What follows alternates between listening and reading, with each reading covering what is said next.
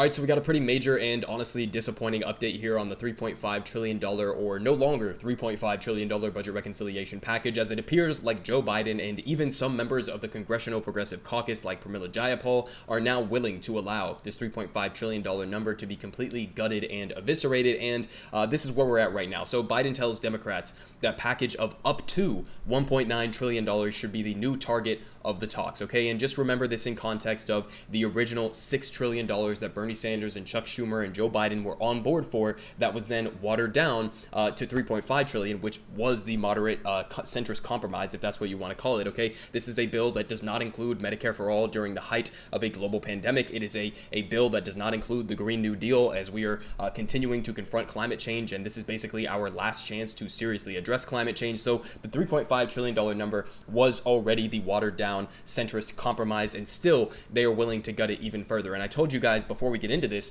I've been saying over the last number of weeks that it's fine if you want to cut down the overall top line number, right? If you want to cut down the $3.5 trillion number, as long as you are not cutting down on the substance of the actual policies that are within this bill. But it doesn't appear like that's actually what's going to be happening, and they actually are going to be cutting into some of the specific policy provisions. So here are some of the details from the Washington Post. And again, remember, this is just preliminary. We still have a lot of these negotiations happening, so this is not necessarily how the final bill is going to be looking like, but at the very bare minimum, they appear willing to gut out some of the most important and popular provisions within this bill. So President Joe Biden told Democrats during a private meeting on Tuesday that he believed that they could secure a deal on a new tax and spending proposal between $1.75 trillion and $1.9 trillion, far less than some in the party had initially sought, even as some lawmakers later maintained it would still allow them to accomplish broad swaths of their vast economic agenda. And the early outlines shared, at least with liberal lawmakers in the House, appeared to offer one potential avenue for the White House to broker a truce among Democrats wearing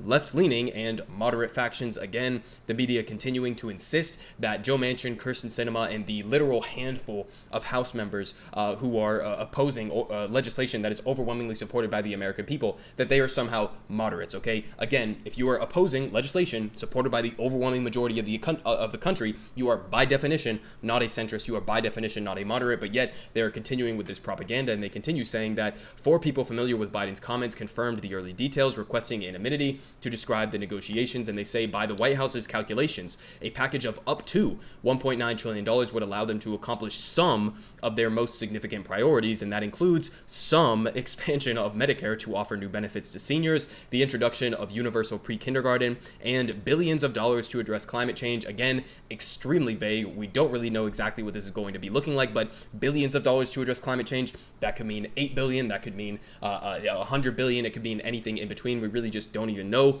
The sources said, cautioning that many of the details must obviously still be worked out. But they say slimming down the package also is sure to force Democrats to make some sacrifices. The path put forward by the White House could extend a new expanded child tax credit payment recently adopted by Congress, but perhaps for only one additional year, three sources said, and it would offer new money to make housing more affordable, yet far less than Democrats had once envisioned, and it would provide paid leave, except only 4 weeks of benefits rather than 12 weeks some had proposed, according to one of the people in the room. So just, I mean, all of this is completely pathetic and unacceptable, okay?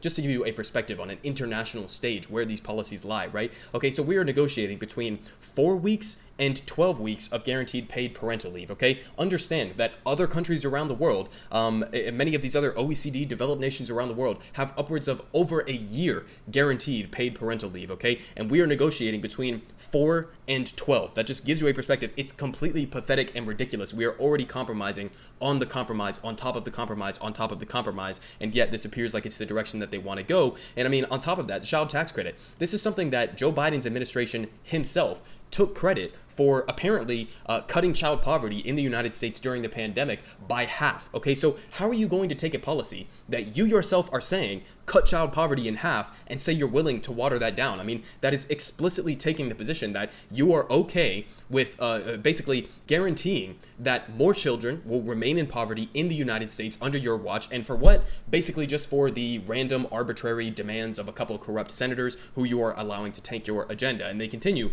here from a quote from Jen Psaki. She says there was broad agreement that there is urgency in moving forward over the next several days and that the window for finalizing a package is closing. So apparently we're going to be getting the actual details of this very soon. And here from Pramila Jayapal, she said, all our priorities are in there in some way, shape, or form. In some way, shape, or form. Pramila Jayapal, okay, you should know this. You are the chair of the Congressional Progressive Caucus, okay? In some way, shape, or form is meaningless, okay? You can have $1 billion, like I was saying. If you're investing billions of dollars into climate change, that can mean anything from $1 billion to $1 trillion, right, in climate investments. Okay, so the actual details of what you are talking about is what matters. Saying that our priorities are in there in some way, shape, or form is nothing. That is absolutely meaningless. It entirely depends on what the specifics of that actually are, and it appears like the specifics of that are going to be that some of the most popular and important provisions within this are going to be completely gutted.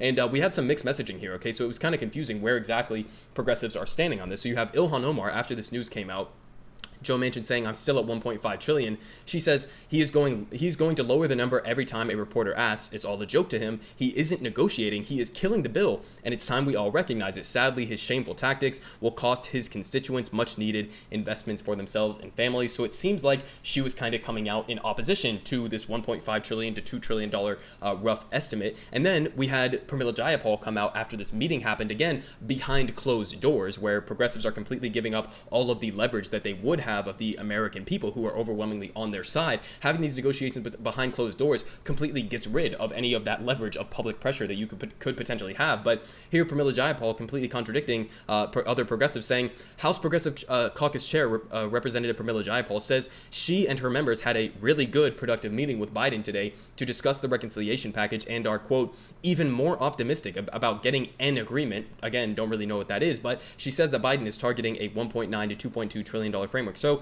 completely pathetic and completely ridiculous, but it appears like, at least according to what the chair of the Congressional Progressive Caucus is saying, okay, Pramila Jayapal, that she is willing to go down to somewhere between $1.9 and $2.2 trillion. Again, completely pathetic and completely ridiculous, all right? This would mean gutting a lot of the most important provisions within this bill, and it's also completely contradictory to what she herself was saying recently, okay? So here, as pointed out by Steven Semler, okay, so credit to him, but Representative Jayapal last month on the $3.5 trillion spending plan, she said, quote, there is no flexibility on the price tag.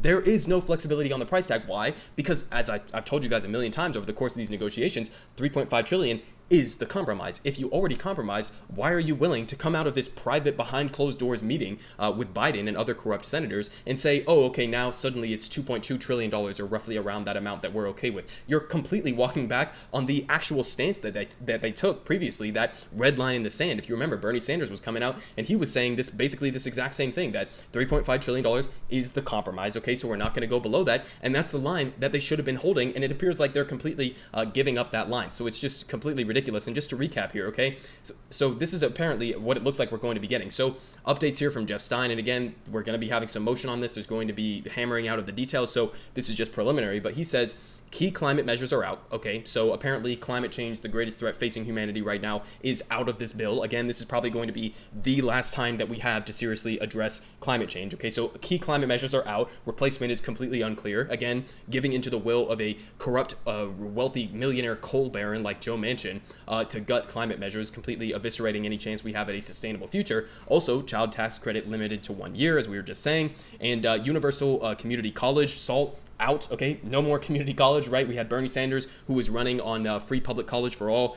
Joe Biden came up with this moderate compromise position, apparently, and even that he's willing to walk back on. Okay, pre-K childcare are still in, and likely big cuts to housing, elder care, Medicare expansions, ACA, but 4 now expected in reduced level. Okay, so, I mean, understand, literally, do we not have a housing problem here in the United States? Do we not have literally hundreds of thousands of homeless people sleeping out on the streets that you would feel that it's okay to go and gut some of these measures? Do we not have a problem with elder care, people having a lack of access to elder care, or Medicare, old people especially are not able to keep their teeth in their mouths, their eyes able to see? I mean, these are glaring problems that we have right now in society. society. And again, the $3.5 trillion number was already the compromise. All right. So it's just completely ridiculous that this is the position that progressives will be willing to go to. Okay. And again, we're still working out a lot of the details here. But if this is, as it appears from the reporting that we have seen here from the Washington Post, especially from Jeff Stein, who is somebody I typically trust in moments like this to report factual information about what is going on behind the scenes, then this is completely pathetic and unacceptable. And it's embarrassing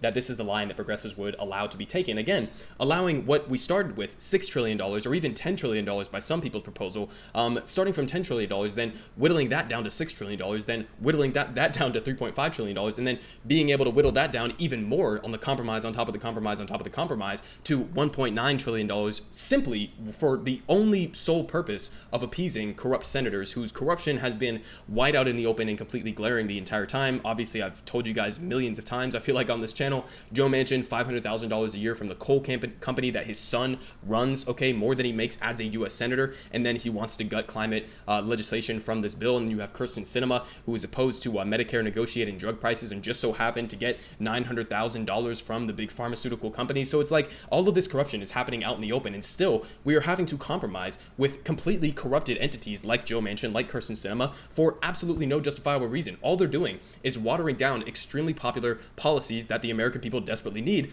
for no reason other than to appease their corporate donors. So it's just embarrassing. If you actually wanted to address the current situation, you would be going out every single day. You would be on the media outlets. You would be going out doing press releases every single day. And this includes everyone from Joe Biden, Nancy Pelosi to Pramila Jayapal, AOC, the rest of the squad. You would be going out and doing an absolute media blitz campaign. You would be showing up in West Virginia. You would be doing rallies. You would be calling for direct action from their constituents to demand that they fully fund all of these programs that, again, are overwhelmingly popular even within states like Arizona and West Virginia that are supposedly conservative, right? Even they overwhelmingly support the policies that were in this bill that we were talking about, and yet nobody has embarked on that campaign.